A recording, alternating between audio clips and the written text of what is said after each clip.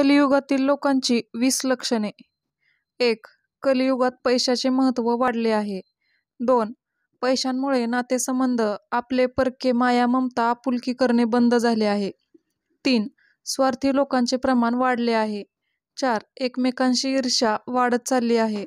5. कुटुंबातील वादविवाद वाढत चालले आहेत. भावाभावांमधील प्रेम, आदर कमी झाला आहे. 6. पौष्टिक आहार व आरोग्यासाठी योग्य असा व्यायाम कमी झाला आहे. 7.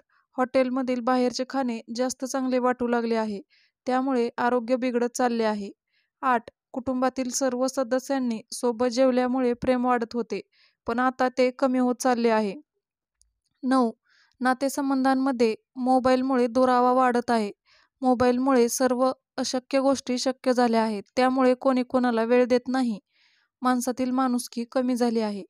10. मोठ्या मोठ्या ठिकाणी भ्रष्टाचार वाढत आहे, त्यामुळे गोरगरीब चिरडला जात आहे. 11. माणूस स्वार्थी म्हणजेच गरजेनुसार वागू लागला आहे. आत्ताच्या पिढीला स्वातंत्र्य हवे असते, त्यामुळे परिवार छोटा झाला आहे. मोबाईलचा वापर वाढल्यामुळे एकमेकांचा संवाद खूप कमी झाला आहे, त्यामुळे एकमेकात प्रेम राहिले नाही, आपुलकी राहिली नाही. 13. भांडण, क्लेश, गैरसमज, द्वेष, अहंकार वाढला आहे. कलियुगामध्ये खूप पाप वाढले आहे.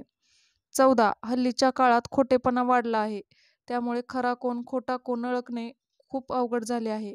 15. आताच्या काळामध्ये वडीलधाऱ्यांचा आदर होत नाही, त्यामुळे वृद्धाश्रमांची संख्या वाढली आहे. 16. माणसामधील माणुसकी या कलियुगात कुठेतरी हरवली आहे. 17. मित्रमैत्रिणी असो किंवा भाऊ बहीण असो किंवा कोणी असो, त्या नात्यांमधील विश्वास कमी होत चालला आहे.